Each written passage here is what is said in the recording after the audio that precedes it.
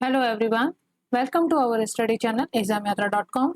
In this session हम modern Indian history के topic revolt and movements को cover करेंगे, जिसके अंदर आज हम देखेंगे socio religious reform movement part 2।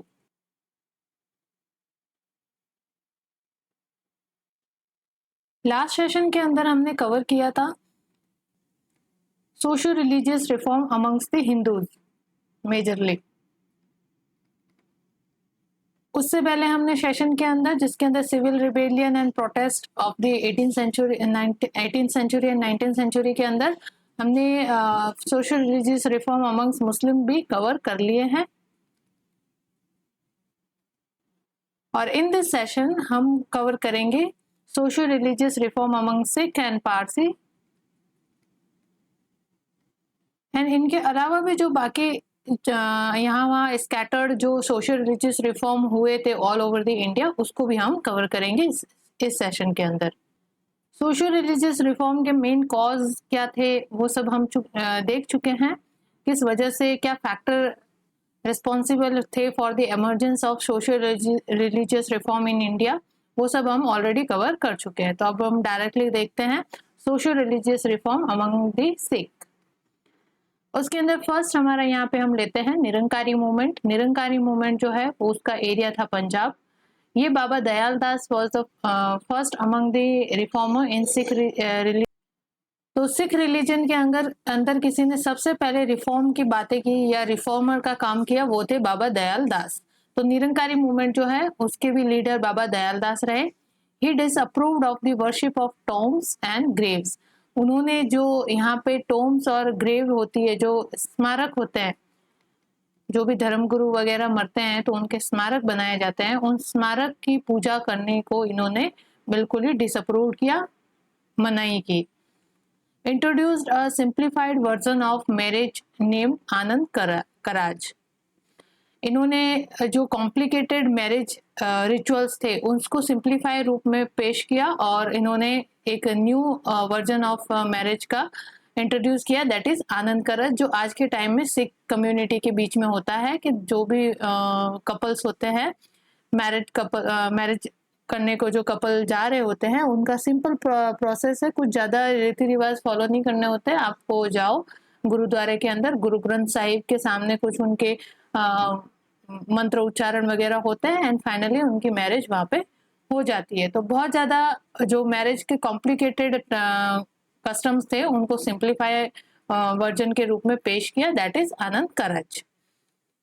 Under this system, marriage was performed in the presence of Guru Granth, with the priest singing 4 relevant hymns from the holy book of the Sikh। तो सिख लोगों की यहाँ पे होली बुक कौन सी होती है? गुरु ग्रंथ साहिब।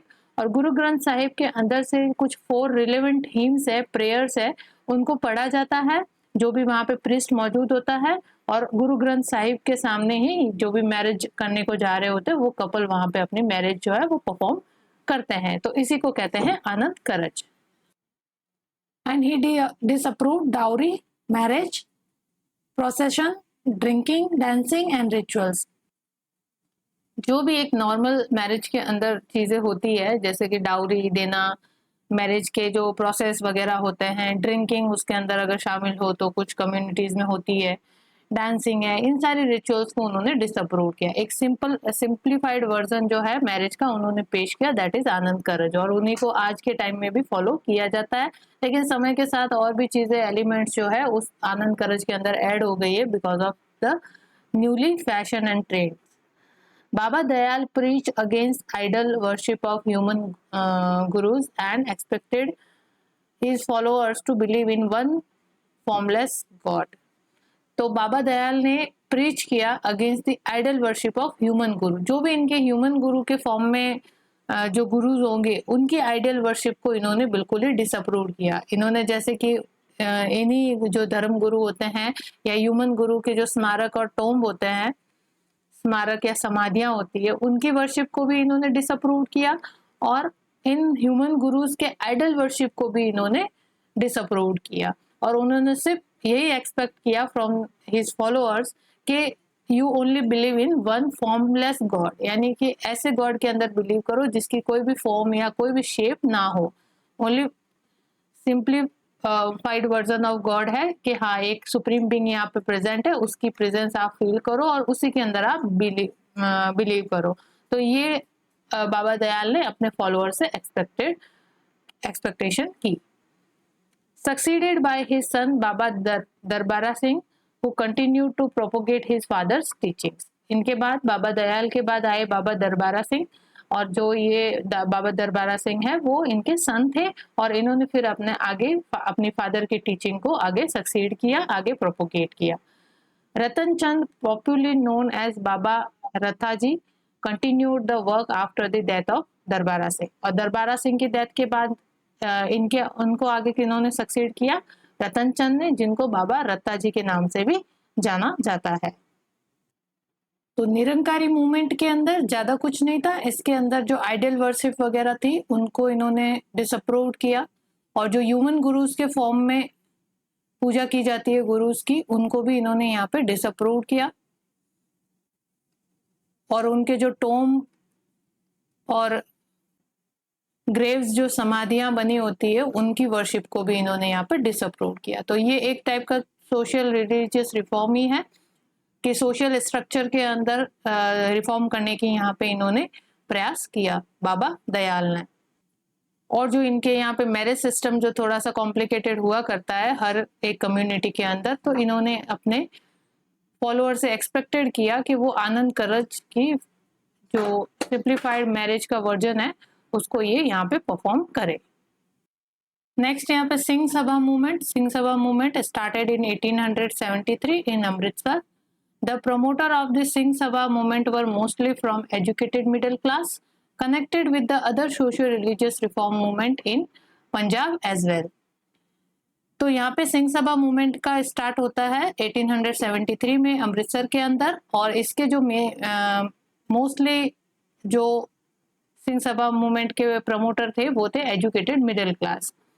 दे believe that social evils among the Sikh were due to lack of education. यहाँ पे इन्होंने ये माना कि जो social evils among the Sikh है, यानी सिखों के अंदर जो ये सामाजिक कुरीतियां है, सामाजिक कुसंगतियां है, ये सारी चीजें किस वजह से है? लैक ऑफ एजुकेशन की वजह से। तो इनका मेन फोकस था एजुकेशन का स्प्रेड। तो aimed at social and religious reform through the spread of education. तो इनका मेन जो एजेंडा था वो था spread of education among the Sikh community, so that they can get rid of these social evils present in among the Sikh community. Major contribution of Singh Sabha leadership lay in the creation of a learning through Sikh education conference. तो इन्होंने education के spread के लिए Sikh educational conferences जो है organise किए, और उसके थ्रू इन्होंने लर्निंग जो है वो स्प्रेड की अमंग द सिख कम्युनिटी, और यही इनका यहाँ पे मेजर कंट्रीब्यूशन होता है। Khalsa college was founded at Amritsar in 1892, और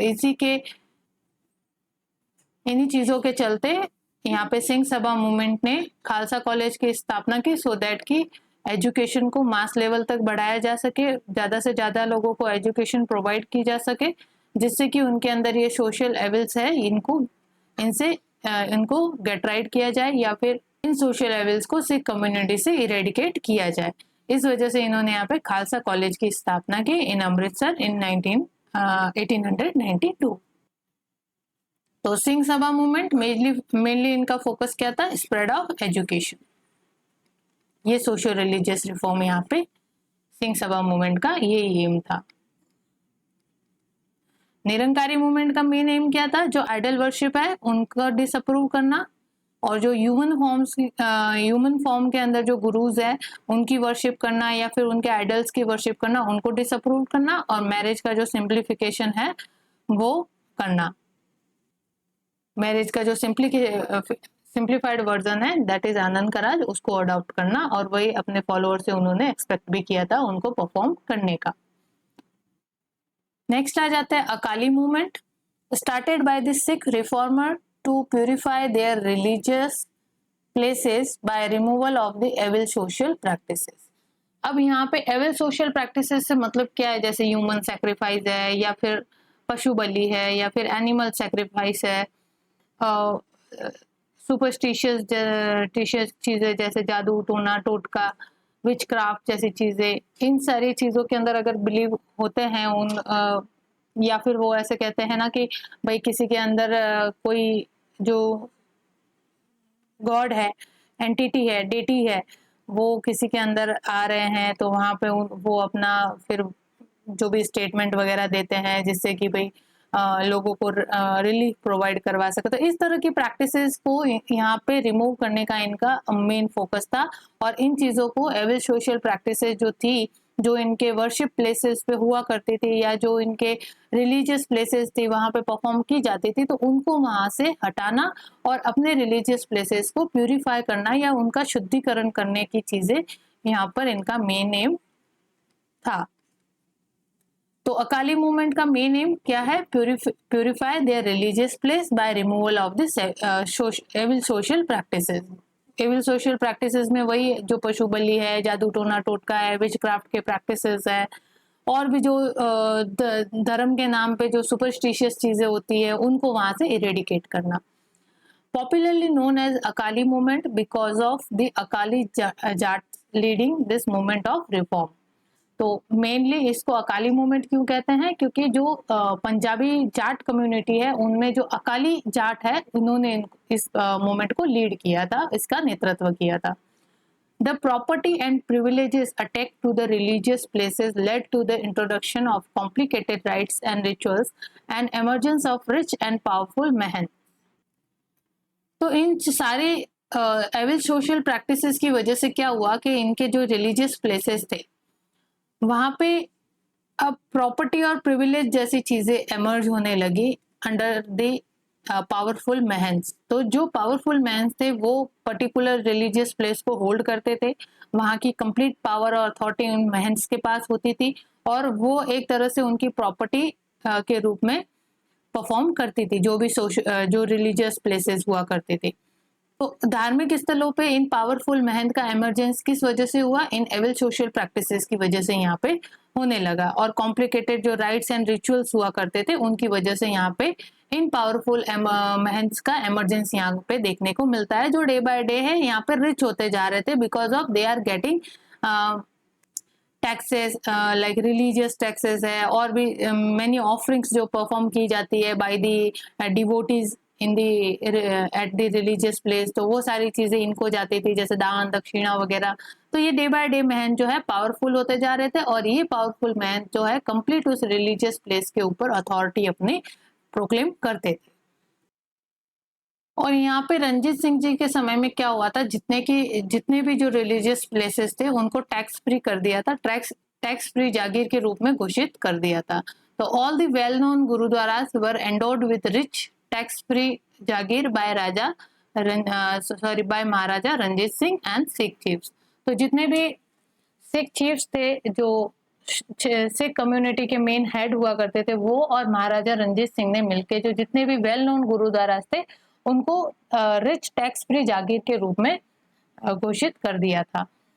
तो इससे क्या हुआ कि धीरे धीरे फिर उन्होंने उनको टैक्स फ्री जागीर के रूप में घोषित कर दिया। फिर उनके ऊपर जो महंत बैठते थे वो यहाँ पे पावरफुल होने लगे। तो ये एक तरह की जो जागीर है वो कम्प्लीटली इन जागीर के ऊपर किनकी अथॉरिटी होने लगी? उन पावरफुल महंट्स की होने लगी। और उन महंट्स के द्वारा फिर वो एविल सोशल प्रैक्टिसेस जो है वो परफॉर्म की जाने लगी, जिससे कि लोगों के अंदर बहुत ज्यादा सुपरस्टिशियन जैसी चीजें होने लगी और लोग डे बाय डे इन महंट्स के चंगुल में या इनके विशेष वेब के अंदर फंसने लगे। तो फिर धीरे धीरे लोगों को यहाँ पे रिफॉर्म की नीड महसूस हुई and the follower of Sikhism tried to check the evil practices of these mahants by social protest and organised a movement of liberation of Sikh shrines from the control of the hereditary mahants. फिर जो Sikhism के follower थे, इन सभी चीजों को देखते हुए जो एविल सोशल प्रैक्टिसेस इनके रिलीजियस प्लेसेस पे हो रही थी, उनको यहाँ से हटाने के लिए, रिमूव करने के लिए और अपने रिलीजियस प्लेस का प्यूरिफिकेशन या शुद्धिकरण करने के लिए जो सिखिज्म के फॉलोअर है उन्होंने फिर यहाँ पे मूवमेंट्स चलाए, सोशल प्रोटेस्ट किए, यानी सोशल सामाजिक विद्रोह किया यहाँ पे। और मूवमेंट ऑफ लिबरेशन का मतलब यहाँ पे आजादी से है। तो रिलीजियस प्लेसेस की आजादी किन से? इन हेरिडिटरी महंत से जो ये वंशानुगत महंत होते थे, उनसे अपने रिलीजियस प्लेसेस को आज़ाद करने के मूवमेंट्स यहाँ पे या आंदोलन चलाए गए, और अंत में जाके फिर इन महंत की जो यहाँ पे अथॉरिटी है या कंट्रोल है वो खत्म होता है, और रिलीजियस जो प्लेसेस है, सिख लोगों के जितने भी धार्मिक स्थल है, वो इन सिखिज्म या सिख फॉलोअर्स के अंडर में आते हैं, और फिर उनको रेगुलेट करने के लिए यहाँ पे ट्रस्ट वगैरह का निर्माण होता है, और ये फ्रीली इस ट्रस्ट के लीडरशिप, ट्रस्ट के अथॉरिटी के अंदर इनको गाइड एंड गवर्न किया जाता है, या इसका एडमिनिस्ट्रेशन कंप्लीट इस ट्रस्ट के द्वारा चलाया जाता है। लेकिन जो पहले यहाँ पे हेरिडिटरी महंत हुआ करते थे, जो वंशानुगत महंत थे, जिनकी complete authority in religious places पे हुआ करती थी, या वेल नोन गुरुद्वारा का पूरा कंट्रोल इन महंत के पास हुआ करता था, और ये महंत फिर यहाँ पे जो सोशल एविल प्रैक्टिसेस चला रहे थे, उन सबको यहाँ पे इरेडिकेट किया गया बाय सोशल प्रोटेस्ट, सामाजिक आंदोलन, और वेरियस ऑर्गेनाइज फॉर्म किए गए इनके अगेंस्ट, इन महंट्स के अगेंस्ट बहुत सारे जो संगठन है वो फॉर्म किए गए, ऑर्गेनाइज किए गए, और फिर लिबरेशन मूवमेंट चला के कंप्लीटली इन 6 श्राइन्स को इन महंत जो हेरिडिटरी महंत से इनके कंट्रोल से आजाद करवा दिया गया। Akali reforms had to take control of the important shrines, the Golden Temple and Akal Takht, because of the misuse of temple premises by anti-social corrupt elements.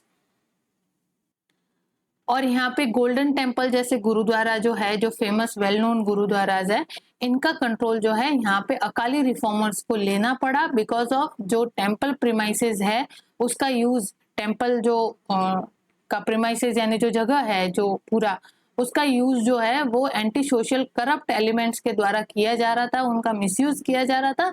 इस वजह से इस मिसयूज को रोकने के लिए अकाली रिफॉर्मर्स ने golden temple and Akal Takht की कंप्लीट अथॉरिटी या कंट्रोल अपने हाथ में लिया, सो दैट कि वो इन सोशल करप्ट एलिमेंट्स के द्वारा इस टेम्पल प्रीमाइसेस का मिसयूज जो है वो रोक सके। And resulted in the passing of the All India Sikh Gurudwara Act in 1925.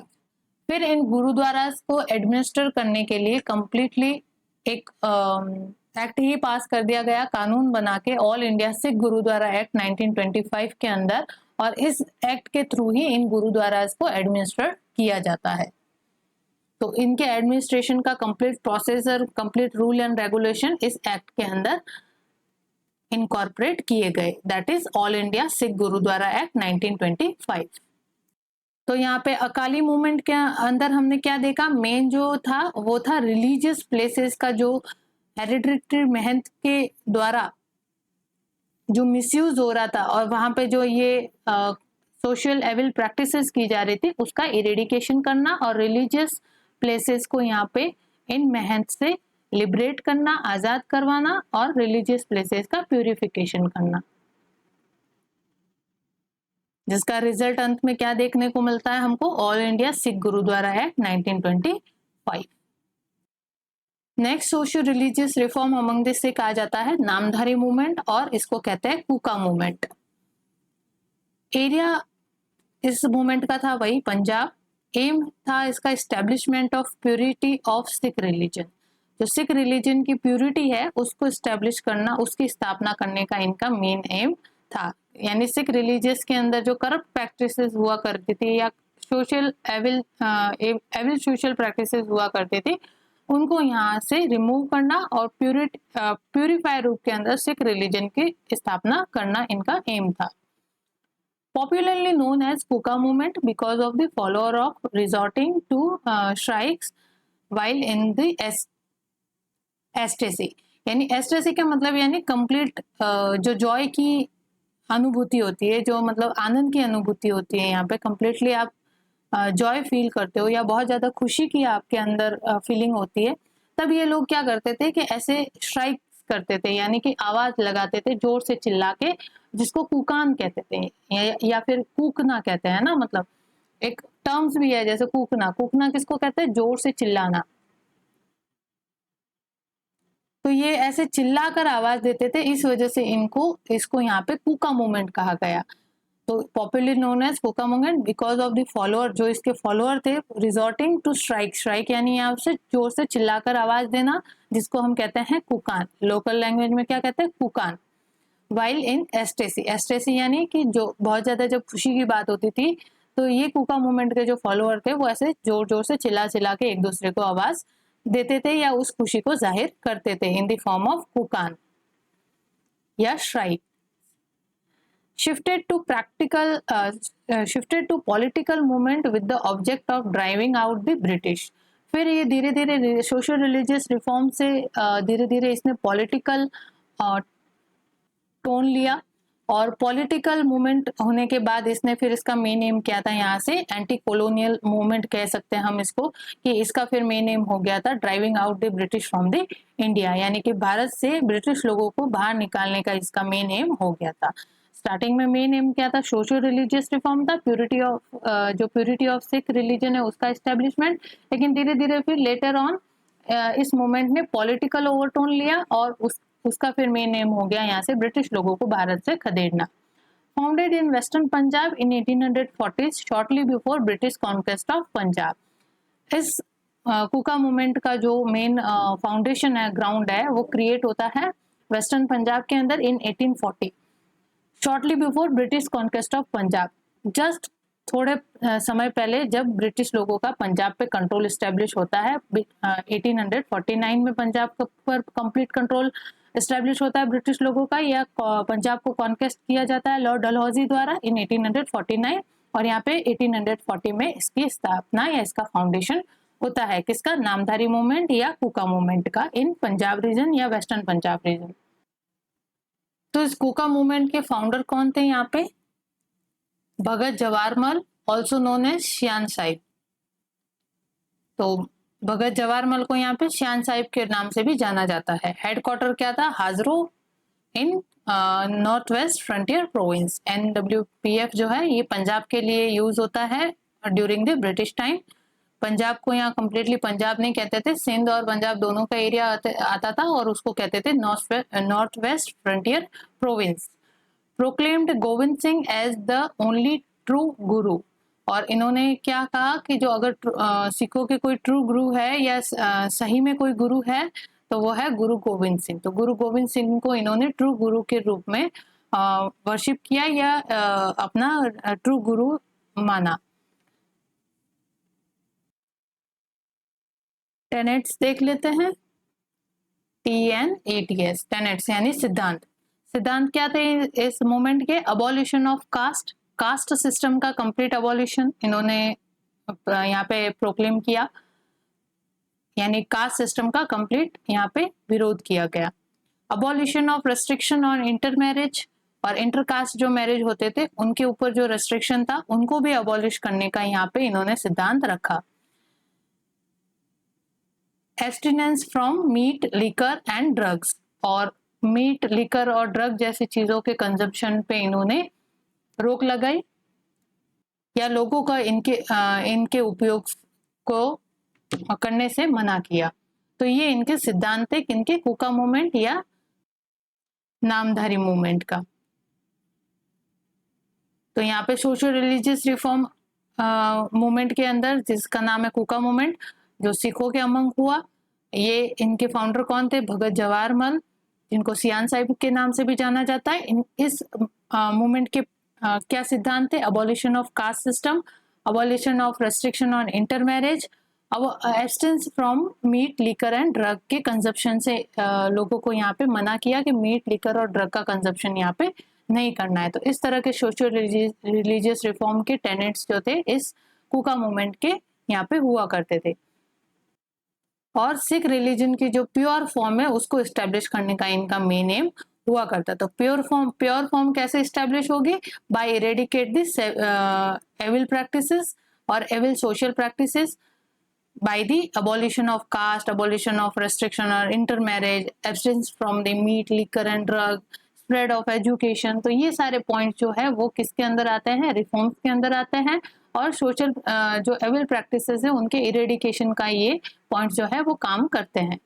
तो ये सारे पॉइंट्स आपको यहाँ पे मेंशन करने हैं। अगर किसी भी सोशल रिलीजियस रिफॉर्म में आ जाता है और आपको याद नहीं आ रहा है कि मेन क्या सोशल रिलीजियस रिफॉर्म था, तो मेन यही है सोशल रिलीजियस रिफॉर्म। एक तो जो पॉलीथीज्म है, यानी कि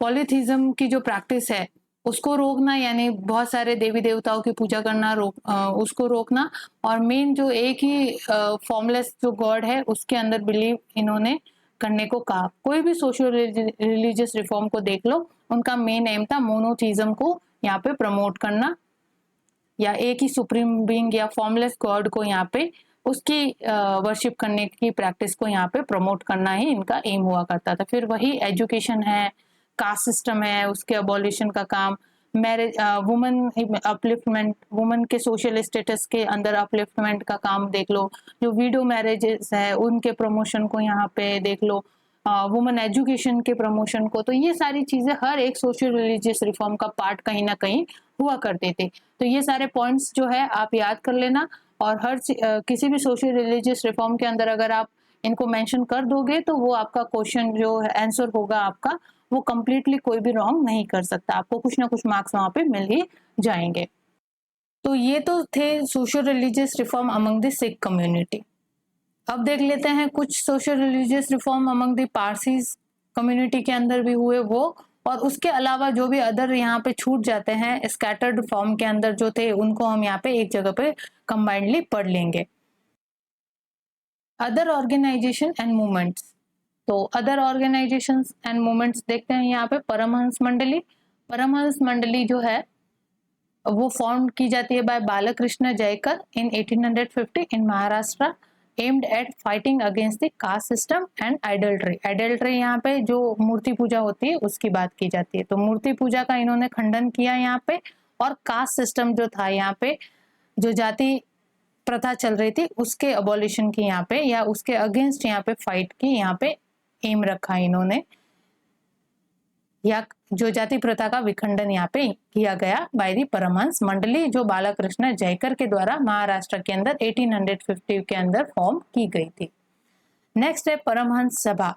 परमहंस सभा जो है वो स्टैब्लिश की जाती है इन 1849।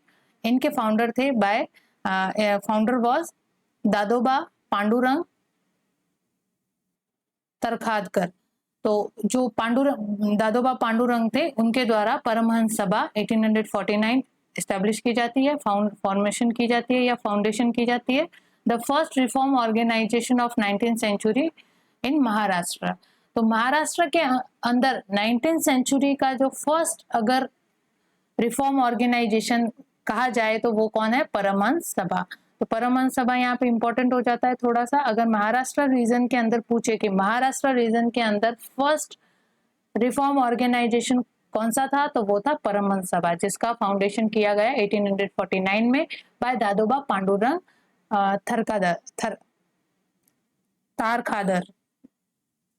तारखादकर। Main objective was demolition of all caste distinction. यहाँ पे भी सेम बात की गई, जो कास्ट सिस्टम है, रिजिड कास्ट सिस्टम पहले इंडिया में प्रिवेल्ड हुआ करता था, उसके खंडन की यहाँ पे बात की गई, यानी जाति प्रथा का इन्होंने भी विरोध यहाँ पे किया। तो यहाँ पे आप देख रहे हो कि हर सोशल रिलीजियस रिफॉर्म के अंदर क्या है, कास्ट सिस्टम को चैलेंज किया जा रहा है। बिकॉज इंडिया के अंदर जो कास्ट सिस्टम था बहुत ही ज्यादा रिजिड नेचर का था और बहुत ही ज्यादा डीपली रूटेड था। इसको बहुत ज्यादा ये प्रिविलेंट था हर एक जगह के अंदर। तो इसके अंदर अपर क्लास जो है वो कम्प्लीटली प्रिविलेज कास्ट कह दो या प्रिविलेज क्लास कह लो इसको, अपर क्लास जो के मेंबर थे वो बहुत ही ज्यादा प्रिविलेज हुआ करते थे हर चीज से। और सबसे ज्यादा डिप्रेस्ड कंडीशन थी तो वो अनटचेबल्स की थी। अनटचेबल कह दो, दलित लोग कह दो, इनकी कंडीशन बहुत ज्यादा खराब थी, बिकॉज इनको किसी भी तरह के सोशल राइट्स नहीं प्रोवाइड किए जाते थे बाय द अपर क्लासेस। और पॉलिटिकल राइट्स की तो बात ही मत करो यहाँ पे। तो सोशल राइट जैसे कि हम यहाँ पे कह दे, जैसे टेम्पल एंट्री है या टैंक वगैरह जो कुएं वगैरह होते हैं उनका यूज है, सड़कें रोड वगैरह जो है उनका यूज है। अब आप कहोगे कि रोड पे क्यों नहीं चल सकते? अगर कोई अपर क्लास का व्यक्ति उस रोड से जा रहा है तो अनटचेबल्स को यहाँ पे वेट करना पड़ता था साइड में खड़े होके कि पहले अगर ये पास हो जाए उसके बाद ही मैं यहाँ से जाऊंगा। एक साथ या आपस में इनका आमना सामना भी करना बहुत ही मुश्किल होता था, बिकॉज अनटचेबल को कम्प्लीटली यहाँ पे ऐसा माना जाता था कि ये अछूत है, इनको छूना भी पाप है, और इनकी छाया तक अगर पड़ जाए तो वो भी एकदम कहेंगे कि इम्प्योर हो जाएगा वो अपर क्लास वाला व्यक्ति। तो इस तरह की प्रैक्टिसेस जो है वो इंडिया के अंदर प्रिवेल हुआ करते थे। इस वजह से जो सोशल रिलीजियस रिफॉर्म हमें देखने को मिलते हैं तो उसके अंदर सबसे ज्यादा अगर जोर दिया जाता है तो इस रिजिड कास्ट सिस्टम को चैलेंज किया जाता है, इसके अबॉलिशन की यहाँ पे बात रखी जाती है by the all progressive social religious reformers. तो फिर जो यहाँ दादोबा पांडुरंग थे, he organized an initiation ceremony in which a new recruit had to eat a slice of bread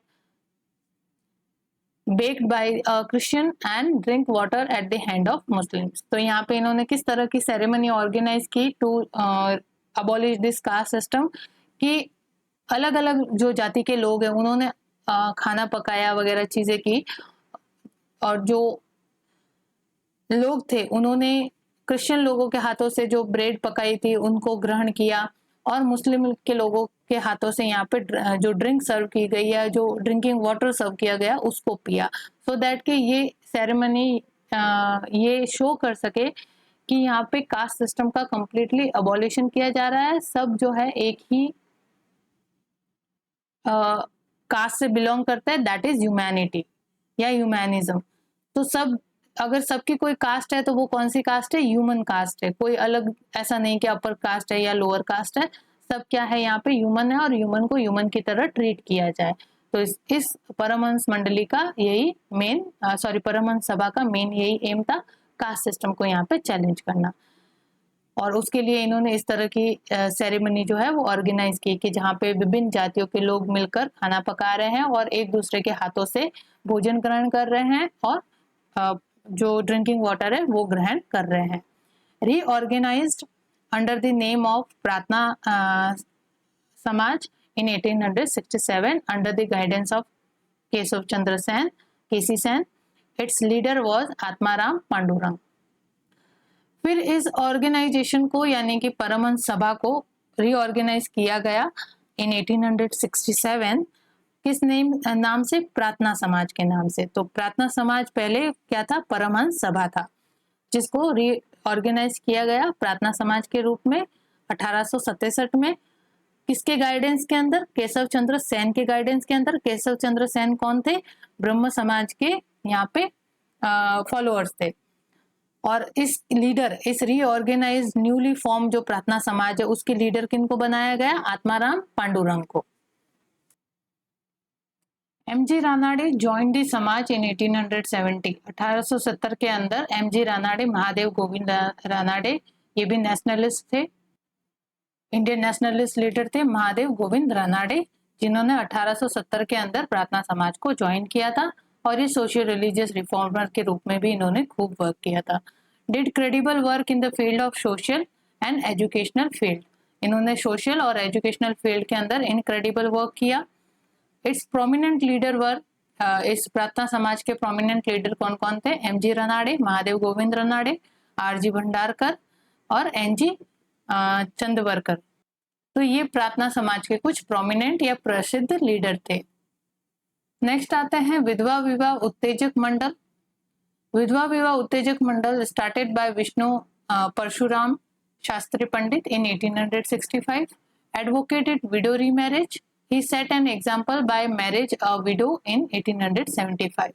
तो विधवा विवाह उत्तेजक मंडल की स्थापना या इसकी शुरुआत जो है वो विष्णु परशुराम शास्त्री पंडित के द्वारा 1865 के अंदर की गई थी, और इन्होंने जो विधवा विवाह या विधवा पुनर्विवाह है उसके ऊपर बल दिया था, उसको एम्फेसाइज किया था, और उसने इस विडो रीमैरिज के लिए एडवोकेट भी किया था, यानी कि विडो रीमैरिज के लिए या विधवा पुनर्विवाह के लिए लोगों को यहाँ पे जागरूक करने का काम किया था।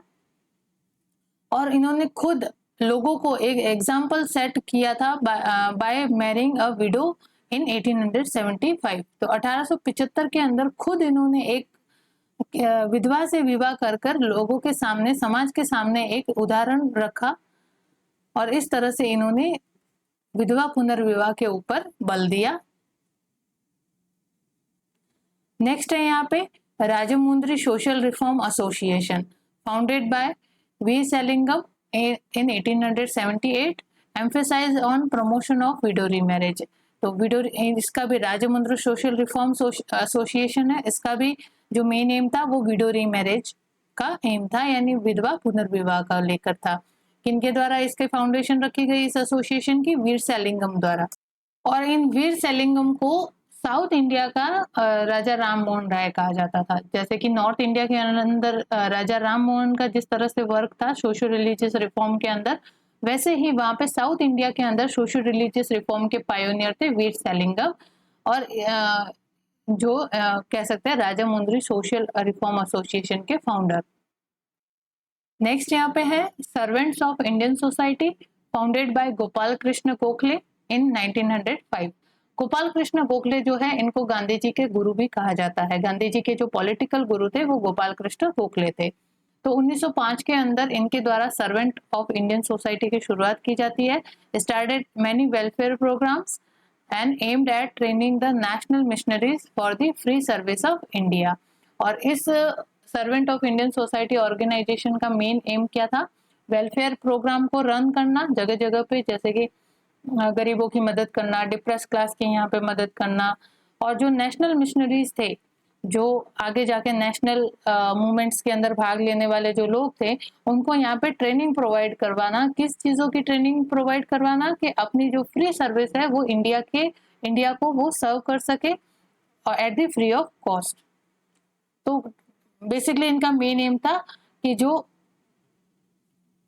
राष्ट्र प्रेमी लोग हैं उनको ट्रेन करना राष्ट्र के हित के अंदर, राष्ट्र की सेवा के लिए, राष्ट्र हित के लिए और राष्ट्र की सेवा के लिए उन लोगों को यहाँ पे ट्रेनिंग दी जाती थी servant of Indian society organisation के अंदर, जो इनको गोपाल कृष्ण गोखले द्वारा रन किया जाता था।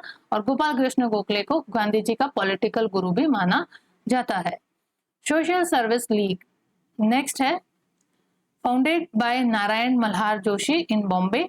और बॉम्बे के एरिया में सोशल सर्विस लीग की स्थापना नारायण मल्हार जोशी के द्वारा की गई। Secured for masses better and reasonable condition of life and work. यहाँ पे इन्होंने किस चीजों के ऊपर एम्फेसाइज किया, किस चीजों के ऊपर जोर दिया? Better condition of the life and work for the masses, यानी कि लोगों के लिए, जनता जो वर्क करती थी,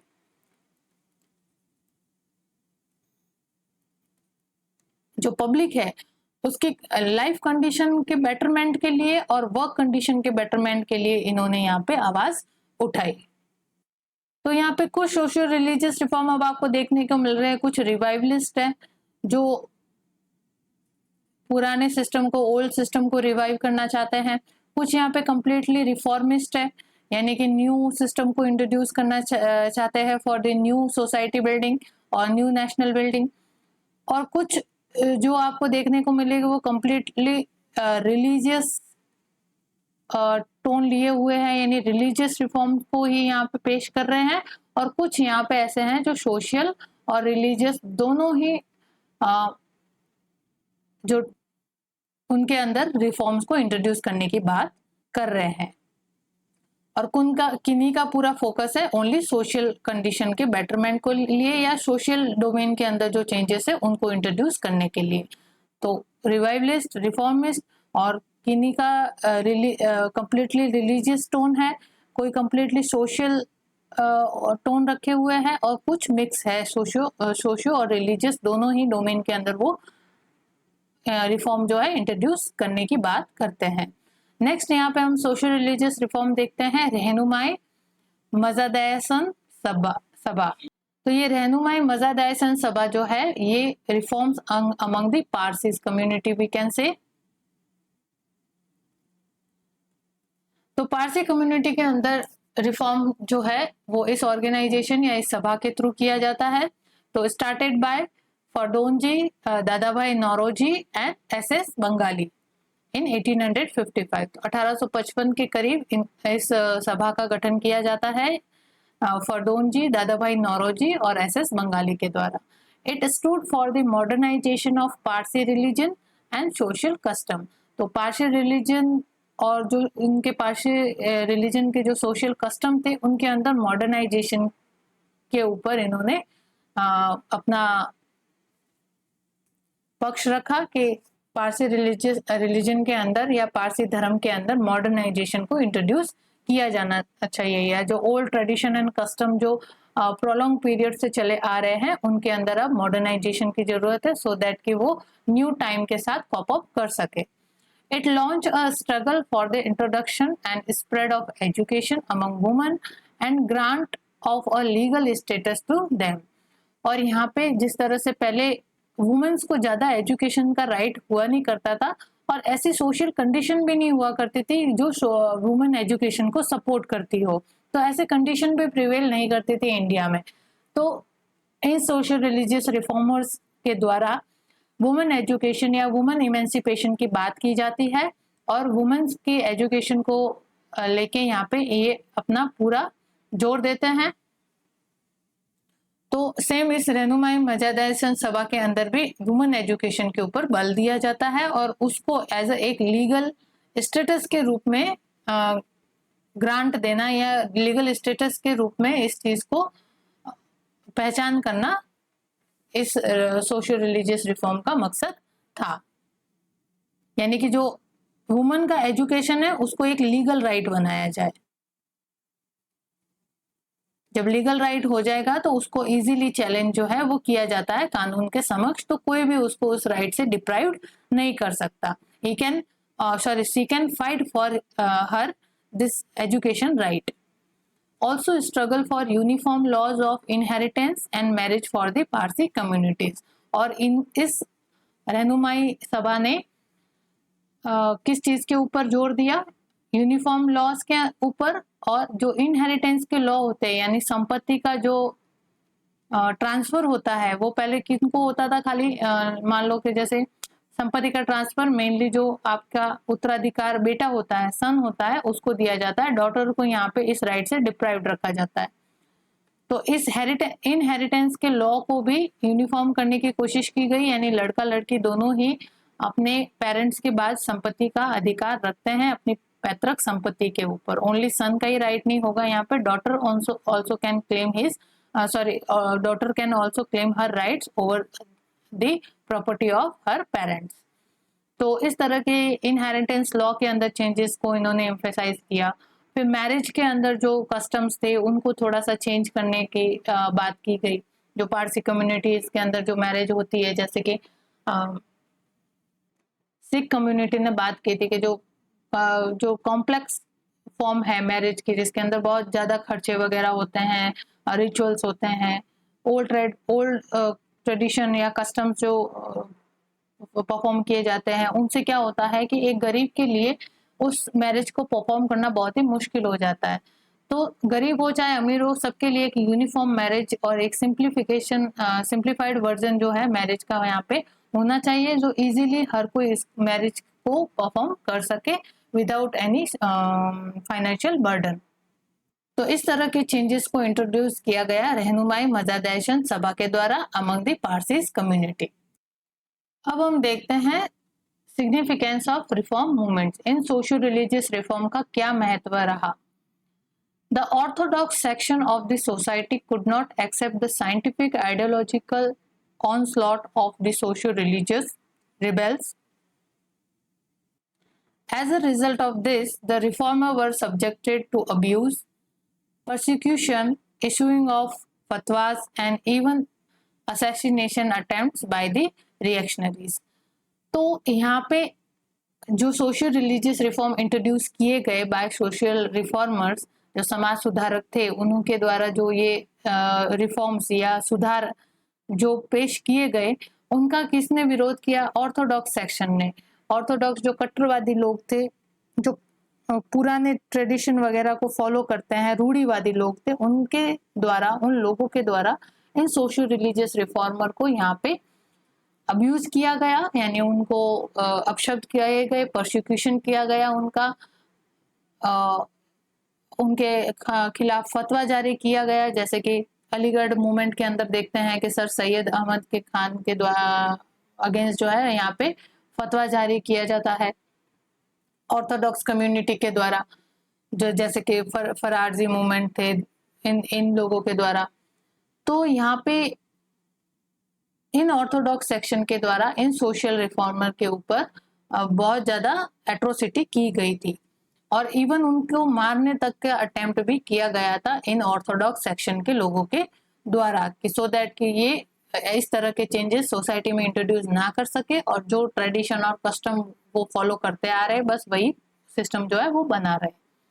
However, in spite of opposition, these movements managed to contribute toward the liberation of the individual from conformity born out of fear and from uncritical submission to exploitation by the priest and other classes.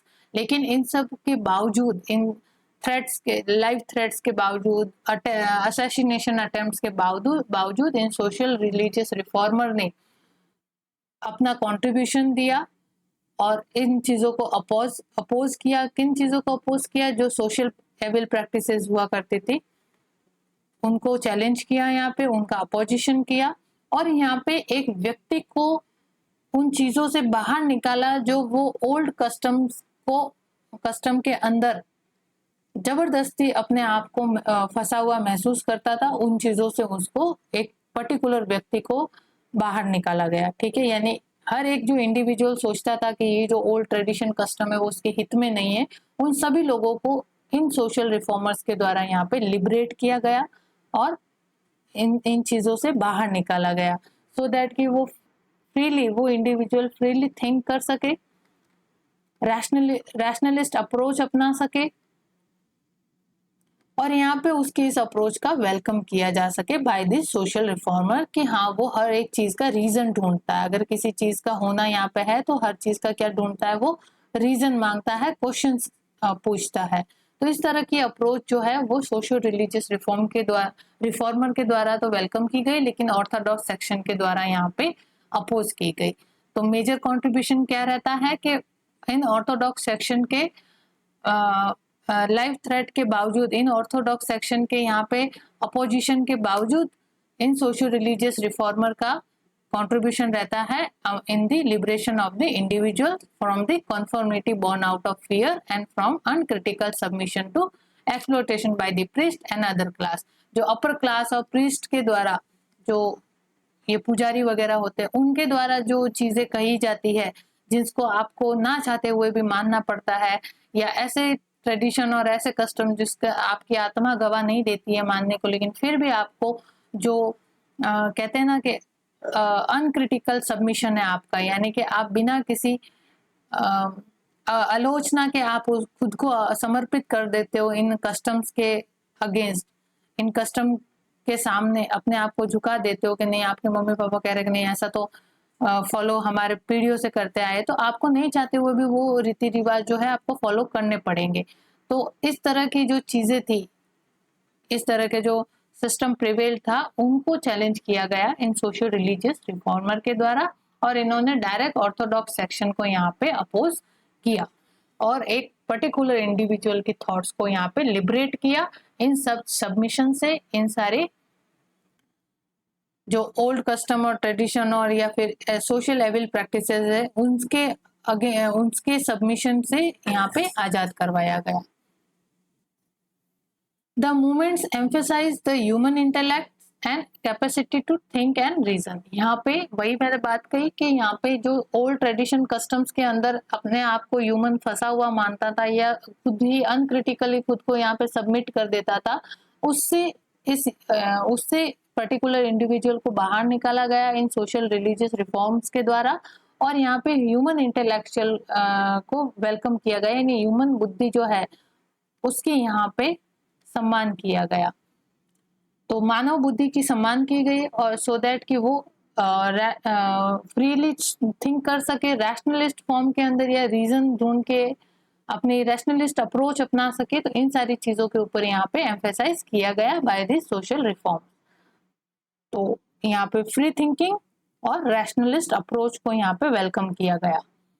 The reform movement gave the rising middle class the much needed cultural root to cling to and served the purpose of reducing the sense of humiliation which the conquest by a foreign power had produced।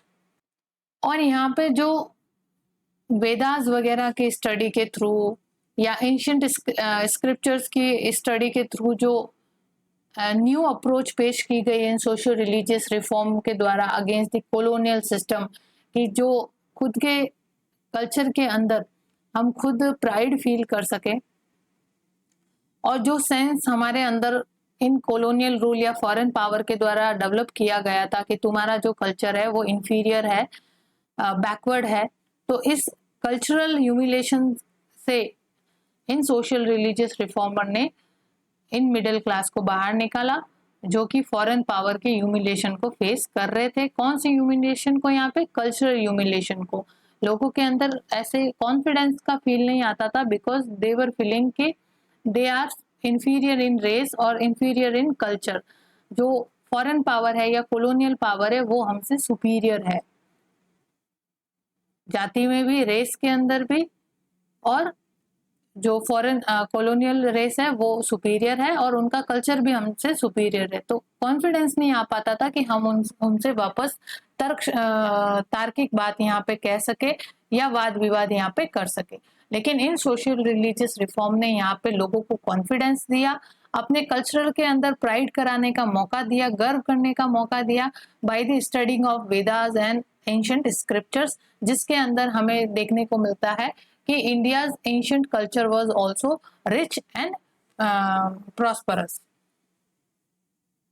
तो ये sense of confidence है जिससे कि sense of humiliation को खत्म किया गया by the social religious reform. तो ये मेन एक सिग्निफिकेंस या महत्व जो है इस सोशल रिलीजियस रिफॉर्म का इंडियन सोसाइटी पे रहता है कि कल्चरल कॉन्फिडेंस बिल्ड किया गया by the social religious reformer.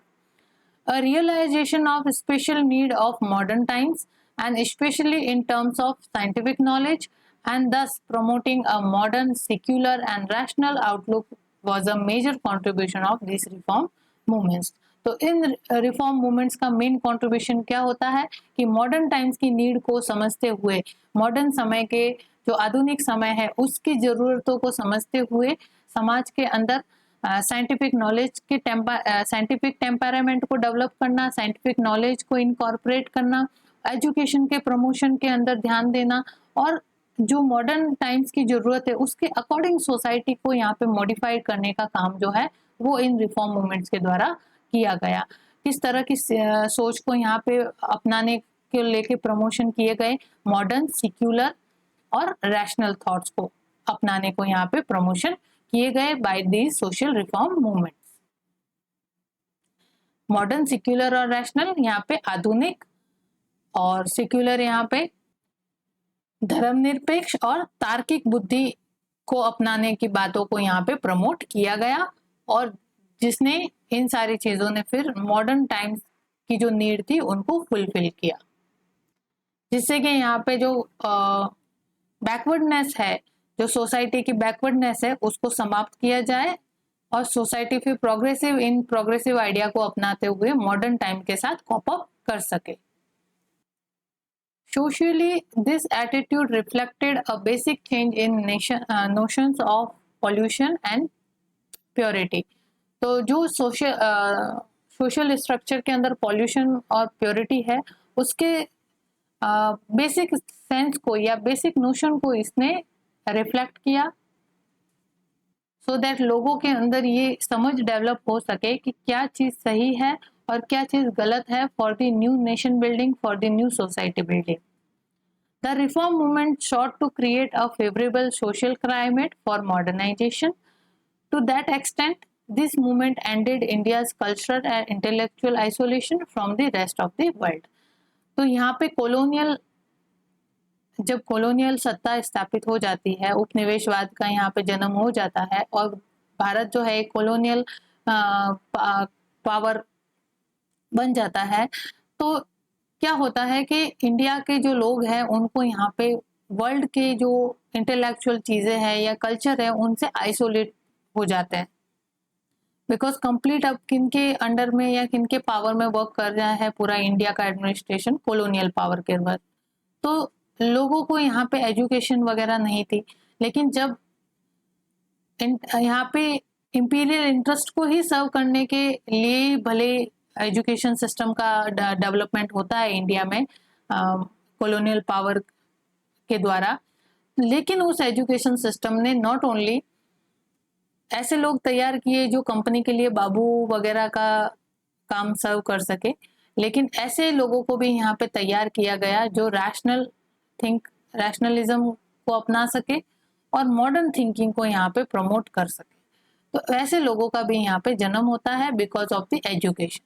तो एजुकेशन के थ्रू यहाँ पे लोगों के मस्तिष्क में रैशनलिज्म की भावना डेवलप होती है, यानी तार्किक तर्क शक्ति जो चीजें हैं, वाद विवाद या हर चीज के होने के पीछे रीजन ढूंढना, ऐसे जो अप्रोच है यहाँ पे धीरे धीरे लोगों के मन में डेवलप होती है, जिसने फाइनली किस सेंस को जन्म दिया, यहाँ पे नेशनलिज्म के सेंस को यहाँ पे जन्म दिया।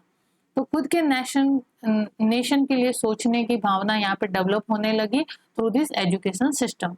तो धीरे धीरे फिर जो लोग हैं यहाँ पे जो कल्चरली और इंटेलेक्चुअली जो आइसोलेशन क्रिएट हुआ था from the rest of the world, वो अब यहाँ पे ब्रेक हो जाता है और और ज्यादा इसके अंदर कंट्रीब्यूशन किया जाता है इन रिफॉर्म मूवमेंट्स के द्वारा, जिन्होंने जो ये रिफॉर्मर्स थे या उनके फॉलोअर्स थे उनको और ज्यादा जो कल्चरल और इंटेलेक्चुअल आइसोलेशन के अंदर थे उनको और ज्यादा यहाँ पे रेस्ट ऑफ द वर्ल्ड के कांटेक्ट में लाया जाता है, जिससे कि और ज्यादा उनकी बुद्धि क्षमता जो है या सोचने की क्षमता जो है या अपने अधिकारों को लेके बात करने की जो क्षमता है वो यहाँ पे धीरे धीरे ये कॉन्फिडेंस बिल्ड होता है और इनके अंदर महत्वपूर्ण भूमिका इन रिफॉर्म मूवमेंट्स की देखी जाती है।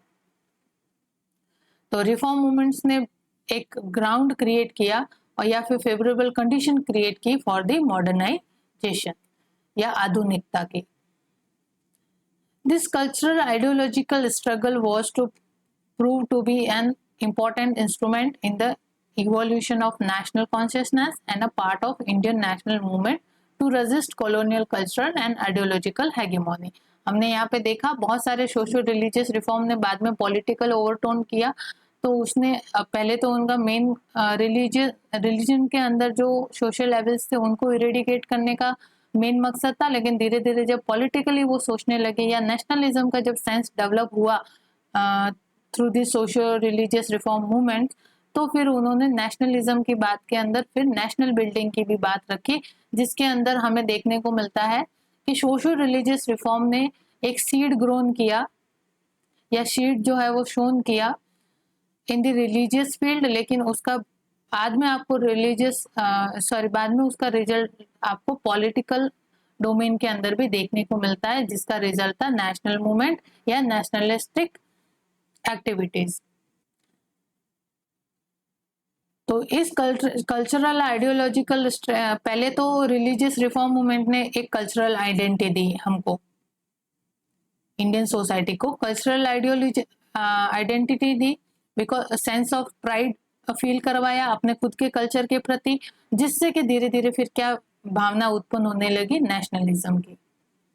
तो जो सीड है वो तो ग्रोन किया गया इन दी डोमेन ऑफ रिलीजन, लेकिन बाद में धीरे धीरे इसने फॉर्म किसका लिया, पॉलिटिकल, और वो पॉलिटिकल आपको देखने को मिलता है नेशनल मूवमेंट के अंदर, जिसके अंदर नेशनलिस्ट एक्टिविटीज पूरे अपने फुल फ्लेज रूप में देखने को मिलती है और उसका पूरा कंट्रीब्यूशन जाता है इन सोशल रिलीजियस रिफॉर्म को। तो वी कैन से कि सोशल रिलीजियस रिफॉर्म मूवमेंट जो है उन्होंने नेशनलिज्म की कॉन्शियसनेस लोगों के मन में या इंडियन सोसाइटी के मन में उत्पन्न करने का काम किया। और जब नेशनलिज्म की भावना यहाँ पे डेवलप होने लगी तो इन्होंने फिर एंटी कॉलोनियल नेचर को अडॉप्ट किया इन रिफॉर्म मूवमेंट्स ने।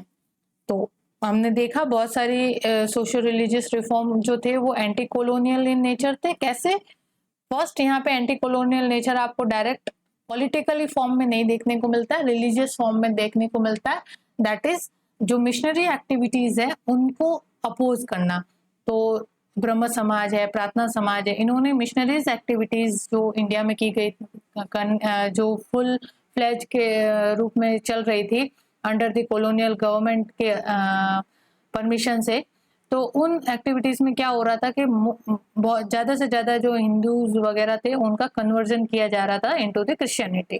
तो उस चीज को रोकने के लिए इन्होंने यहाँ पे सोशल रिलीजियस रिफॉर्म ने मेजर रोल प्ले किया।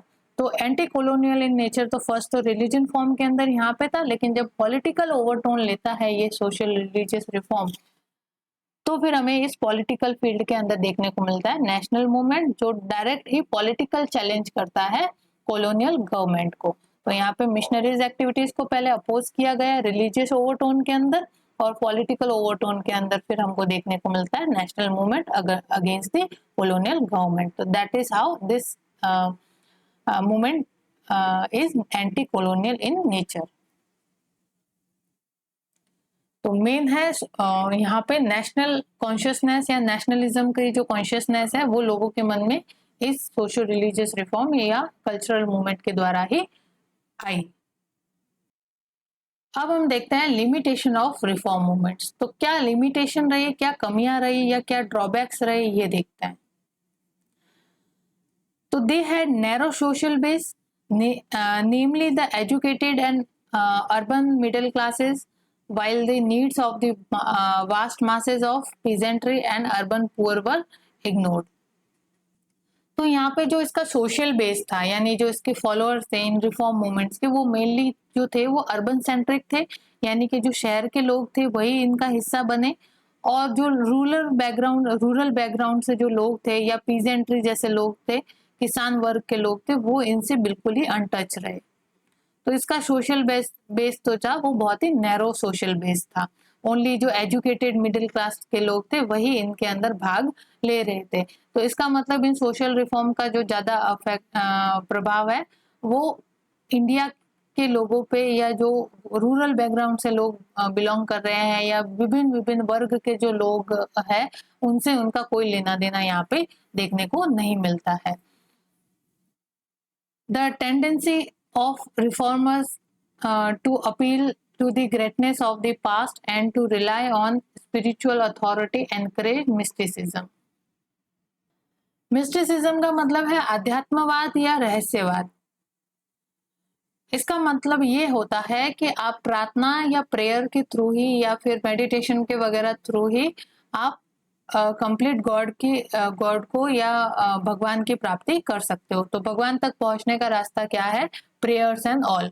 तो ये जो मिस्टिसिज्म है ये कहता है, रहस्यवाद या अध्यात्मवाद कह तो जो इन सोशल रिलीजियस रिफॉर्मर्स के द्वारा जो पास्ट की ग्रेटनेस के ऊपर एम्फेसाइज किया गया, यानी कि जो बीत चुका समय है उसकी ग्रेटनेस को यहाँ पे शो किया गया, जबकि फ्यूचर की नीड को यहाँ पे इग्नोर किया गया मेजरली।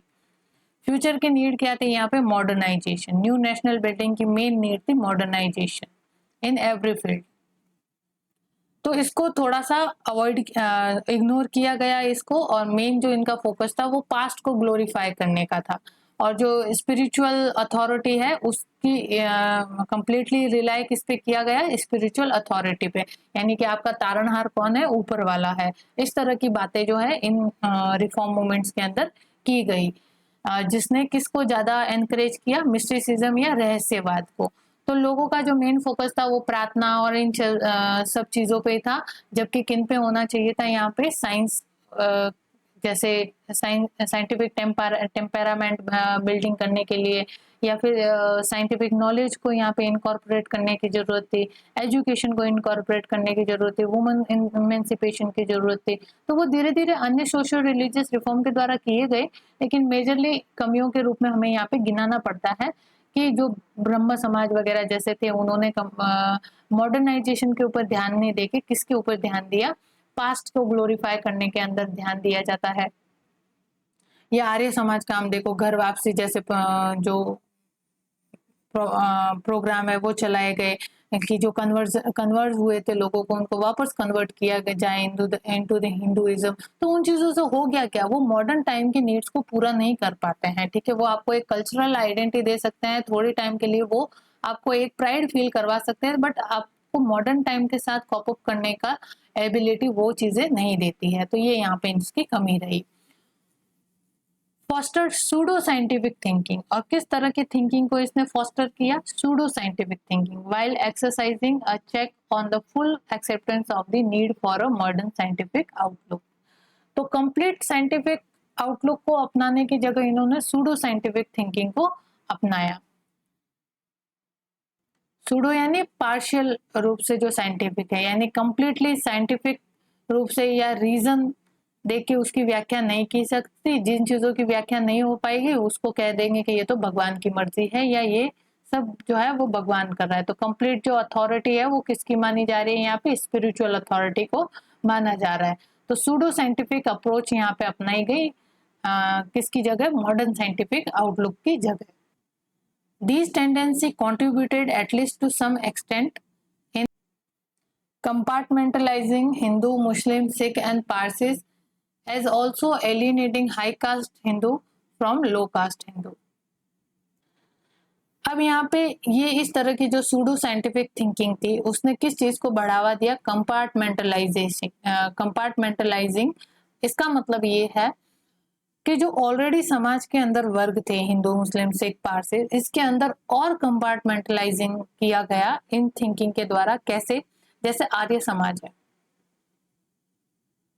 आर्य समाज की क्या प्रैक्टिस है यहाँ पे, घर वापसी या फिर वो हम कहते हैं कि शुद्धिकरण, प्यूरिफिकेशन जो किया गया था प्रैक्टिस। तो इसके अंदर क्या गया, वापस किसके ऊपर जोर दिया जा रहा है, हिंदुइज्म के ऊपर, है ना, कि जो कन्वर्ट हो गए हैं क्रिश्चियन वगैरह, इन सभी धर्मों का आदर ना करते हुए एक पर्टिकुलर सेक्शन या पर्टिकुलर धर्म को यहाँ पे या वे ऑफ लाइफ को एक्सेप्ट किया जा रहा है, दैट इज हिंदुइज्म। तो इस वजह से ये चीजें जो हुई, इन्होंने और ज्यादा हिंदू, मुस्लिम, सिख, पारसीज के बीच में कंपार्टमेंटलाइजेशन किया, और जो हाई कास्ट हिंदू थे उनको लोअर कास्ट हिंदू से सेपरेट किया इन सोशल रिलीजियस रिफॉर्म मूवमेंट ने। बिकॉज अगर हम सोशल रिलीजियस रिफॉर्म मूवमेंट को देखें तो उसके मेजर जो आपको देखने को मिलेंगे, जैसे राजा राम मोहन राय, तो राजा राम मोहन राय किससे बिलोंग करते हैं, अपर हाई कास्ट से, है ना, पावरफुल या फिर रिच फैमिली से बिलोंग करते हैं। और उनके जो सोशल बेस थे इन सोशल रिलीजियस रिफॉर्म के अंदर, वो भी हमने देखा कि जो अर्बन एजुकेटेड फैमिली है वो हुआ करती थी। तो अर्बन एजुकेटेड फैमिली उस समय कौन होती थी, ज्यादा से ज्यादा एजुकेशन लेने का काम किनका होता था, काम नहीं होता था एक्चुअली, जो कहते प्रिविलेज था वो किनको था, हाई कास्ट हिंदूज जो थे उनको। लोअर कास्ट के पास तो ना तो इतना फाइनेंस होता था और ना ही इतनी अप्रोच होती थी कि वो जाके एडमिशन ले और एजुकेशन ले। कोई इक्का दुक्का जो लोअर कास्ट से बिलोंग करता है, लोअर कास्ट हिंदू जो है, वो जाके एडमिशन लेता था। और लोअर कास्ट की तो बात ही क्या, कास्ट सिस्टम जो इंडिया के अंदर प्रिवेल कर रहा था वो इतना ज्यादा रिजिड था कि लोअर कास्ट को तो यहाँ पे एजुकेशन के राइट से ही डिप्राइव किया जाता था बाय दी अपर हाई या अपर क्लास ऑफ हिंदूज या हाई कास्ट ऑफ हिंदूज। तो इन सोशल रिलीजियस रिफॉर्म ने और ज्यादा थोड़ा सा इस कंपार्टमेंटलाइजेशन को बढ़ावा दिया by the accepting the pseudo scientific thinking. By the घर वापसी जैसे प्रोग्राम या पूरी प्यूरिफिकेशन जैसे प्रोग्राम, या ब्रह्म समाज का देख लो तो बैक टू द वेदास जैसी चीजें, या वेदांत, रामकृष्ण परमहंस मिशन को देखो तो वेदांत जैसे स्क्रिप्चर्स को ज्यादा फोकस देना कि जो ultimate knowledge of source of knowledge है वो वेदांत है। तो ये सारी चीजें जो हिंदुइज्म से बिलोंग करती है, इन चीजों को सोशल रिलीजियस रिफॉर्मर के द्वारा, जो मेजर सोशल रिलीजियस रिफॉर्मर थे उनके द्वारा यहाँ पे बढ़ा चढ़ाकर पेश किया गया या उनको एम्फेसाइज किया गया। इस वजह से यहाँ पे कंपार्टमेंटलाइजिंग देखने को मिलती है। प्रोग्रेसिव या फिर हम कह सकते हैं रिफॉर्मिस्ट जो मुस्लिम्स के अमंग मूवमेंट था वो तो सर सैयद अहमद के द्वारा था, अलीगढ़ मूवमेंट। तो अलीगढ़ मूवमेंट के अलावा तो ऐसा कोई मूवमेंट नहीं था जो मुस्लिम कम्युनिटी के अंदर रिफॉर्म, प्रोग्रेसिव रिफॉर्म की बातें करे। लेकिन जो हिंदूज के अमंग जो सोशल रिलीजियस रिफॉर्म बड़े पैमाने पे हमें देखने को मिलते हैं, उनके अंदर भी वापस जो पास्ट का ग्लोरिफिकेशन है, या जो हिंदुइज्म से रिलेटेड जो स्क्रिप्चर्स है, जो टेक्स्ट है, उनको थोड़ा सा बढ़ा के, या सोर्स ऑफ नॉलेज, यहाँ पे एकता की बात नहीं की गई है ना, ये सब हिंदू मुस्लिम भाई भाई वगैरह, वो तो जो ऐसे दूसरे सोशल रिलीजियस रिफॉर्म बाद के टाइम में देखने को मिलते हैं, वहां पे ऐसा वो कास्ट सिस्टम को उनके अबॉलिशन के ऊपर बात की गई। लेकिन जो आर्य समाज, ब्रह्म समाज, ये ऐसे बड़े बड़े जो जिनको हम प्रोमिनेंटली पढ़ते हैं, उनके अंदर ऐसी चीजें हमें देखने को नहीं मिली।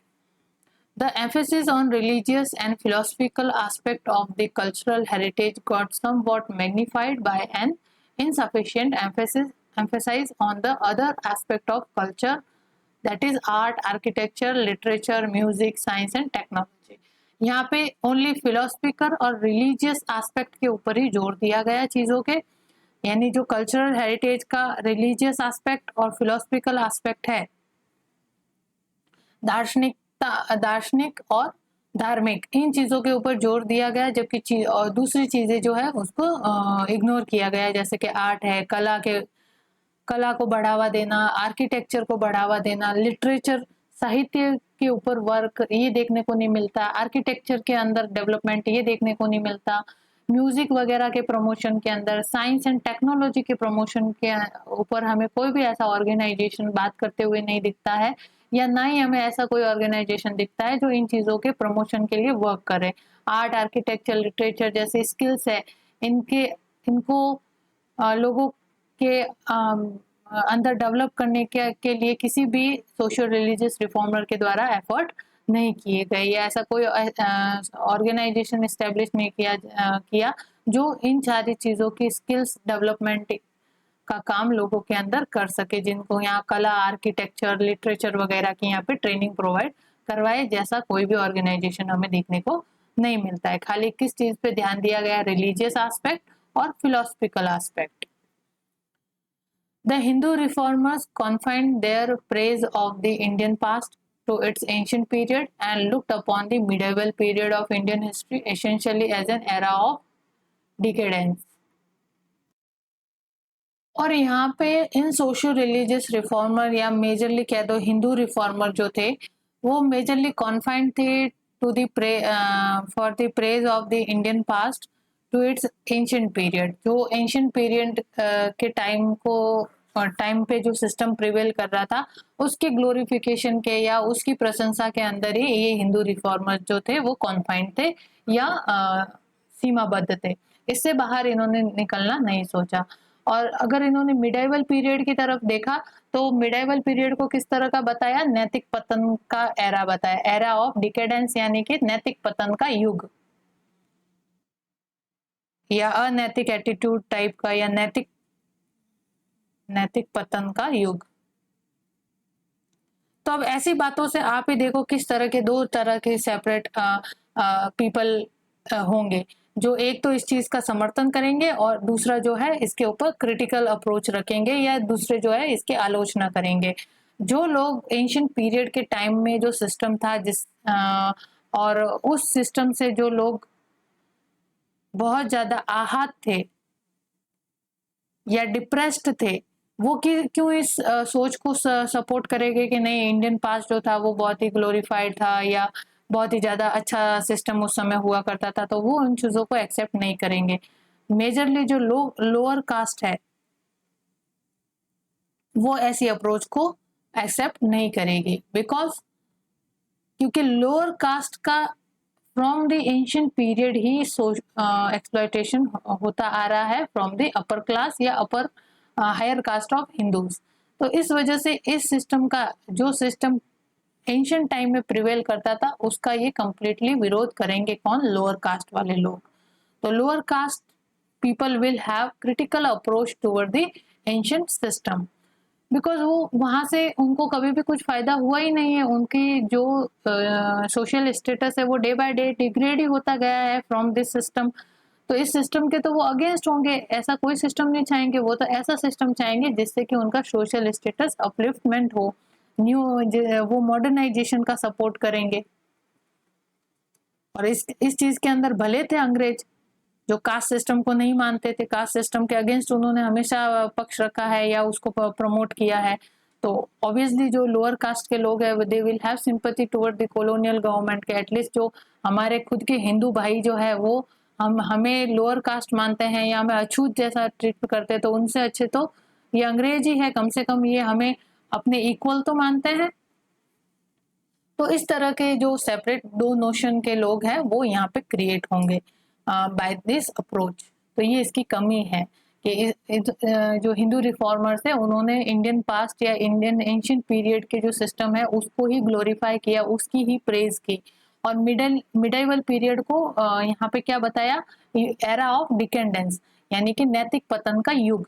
तो यहाँ पे एक और सेक्शन क्रिएट होता है जो मुस्लिम सेक्शन है, because Muslim section will have sympathy from the for the this medieval period, because वो मुगलों का पीरियड था और मुगल टाइम यानी इस्लाम वाला टाइम है, तो मुस्लिम तो मिडाइवल पीरियड के सपोर्टर होंगे। तो अगर मिडाइवल पीरियड को आप नैतिक पतन का युग बताओगे तो मुस्लिम कम्युनिटी इसका क्रिटिकली अप्रोच रखेगी इसके टुवर्ड्स, वो आपका फिर क्यों साथ देगी। तो यहाँ से देखो इस चीज से हमें कंपार्टमेंटलाइजेशन देखने को मिलता है कि हिंदू हिंदू के बीच में कंपार्टलाइजेशन है, यानी अपर कास्ट हिंदू और लोअर कास्ट हिंदू के बीच में कंपार्टमेंटलाइजेशन होता है बिकॉज ऑफ दिस अप्रोच के एंशिएंट पीरियड को यहाँ पे आप प्रेज कर रहे हो और मिडाइवल पीरियड को यहाँ पे एरा ऑफ डिकेंडेंस बता रहे हो। तो यहाँ पे वापस मुस्लिम और हिंदू के बीच में क्या कहते हैं डिफ्रेंसिएशन होना शुरू होगा या डिफरेंस क्रिएट होना शुरू होगा। तो हिंदू हिंदू वर्सेस हिंदू भी हो रहा है, यानी अपर कास्ट हिंदू और lower caste Hindu because of this ancient period के glorification, and Muslim and Hindus, Muslim versus Hindus भी हो रहा है because of the consideration of medieval period as era of decadence. तो इन सारी चीजों ने यहाँ पे कंपार्टमेंटलाइजेशन को बढ़ावा दिया। This tended to create a notion of two separate people, and critical praises of past was not acceptable to the low caste section of society which had suffered under the religiously sanctioned exploitation during the ancient period। बता दिया मैंने कि जो lower caste section जो है Hindu society का वो इस एंशिएंट पीरियड को एक्सेप्ट नहीं करेगा या उसके जो एंशिएंट पीरियड का समय है उसको एक्सेप्ट नहीं करेगा जिस पीरियड ने उनका रिलीजियसली एक्सप्लॉयटेशन किया है। यानी कि जो लोअर कास्ट सेक्शन है हिंदूज का ये तो ऐसा सिस्टम चाहता है जो उसका कंप्लीटली अपलिफ्टमेंट कर सके या इमेंसिपेशन कर सके। Many in the Muslim middle classes went to the extent of turning to the history of West Asia for their traditions and moments of pride। तो यहाँ पे एक क्या और कमी रही कि जो मोस्टली मुस्लिम मिडिल क्लास थे उन्होंने मॉडर्नाइजेशन को अपनाने की जगह जो वेस्ट एशिया के समय जो इस्लाम प्रिवेल कर रहा था उस सिस्टम को वापस लागू करने की यहाँ पे बात की। तो हमने देखे हैं फरारजी मूवमेंट है, देवबंद मूवमेंट है, उन सारे मूवमेंट ने जिहाद वगैरह जैसे प्रैक्टिसेस को अडॉप्ट किया जो कम्प्लीटली मॉडर्नाइजेशन के अगेंस्ट है, और वो चीजें वापस उनको कहाँ लेके गई, बैकवर्ड लेके गई या फिर पास्ट में लेके गई। उनका अपलिफ्टमेंट फिर नहीं हो सका और वो मॉडर्न पीरियड के साथ कॉप अप नहीं कर पाए। वो वापस वॉर वगैरह के एरा में चले गए।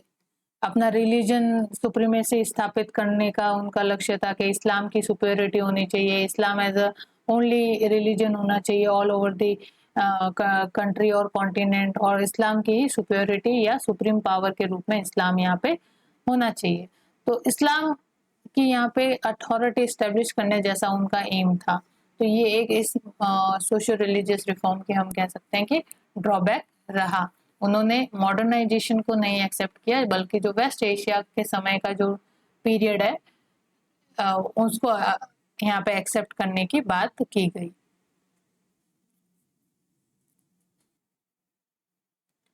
The process of evolution of composite culture, which was evident throughout the Indian history, showed sign of being arrested with the rise of another form of consciousness, that is communal consciousness, along with the national consciousness among the middle class।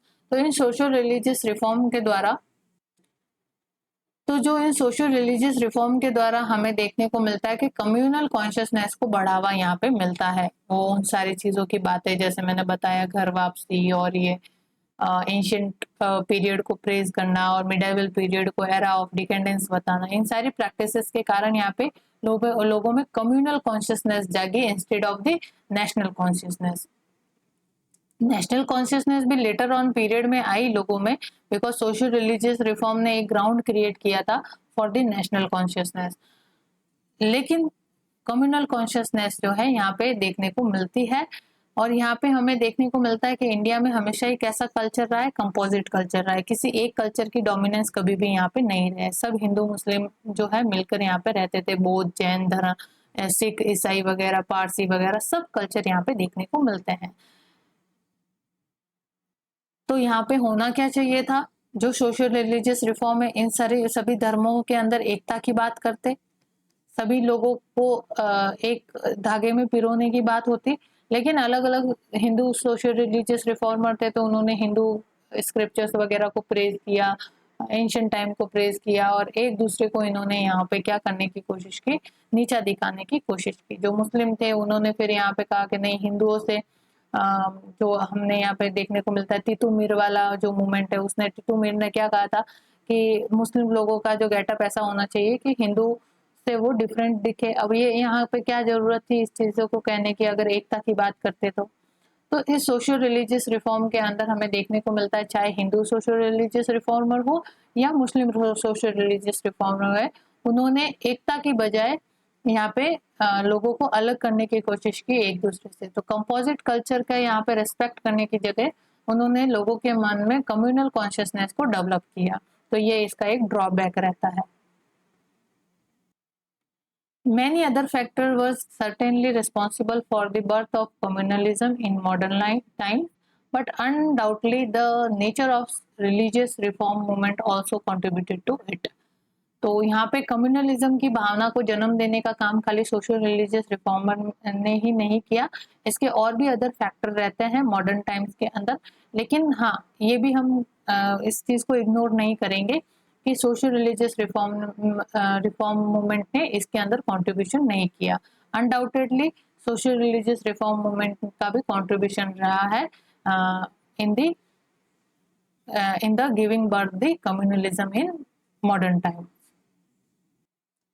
On the whole, however, or whatever the net outcome of these reform movements, it was out of this struggle that new society evolved in India. अब जो भी हो, जैसा भी हो, जो भी रहा हो, लेकिन इन सोशल रिलीजियस रिफॉर्म मूवमेंट का स्ट्रगल जो है उसने एक न्यू सोसाइटी के इवोल्यूशन को जन्म दिया इन इंडिया के अंदर, जिसके बाद हमें एक न्यू सोसाइटी देखने को मिलती है जिसने आगे जाके न्यू नेशनल बिल्डिंग के अंदर कंट्रीब्यूट किया। तो आज का सेशन हम इसी के साथ एंड करते हैं। I hope you like this session. Next class आने तक please stay tune with this channel and please do like, share and comment to our study channel examyatra.com. Thank you.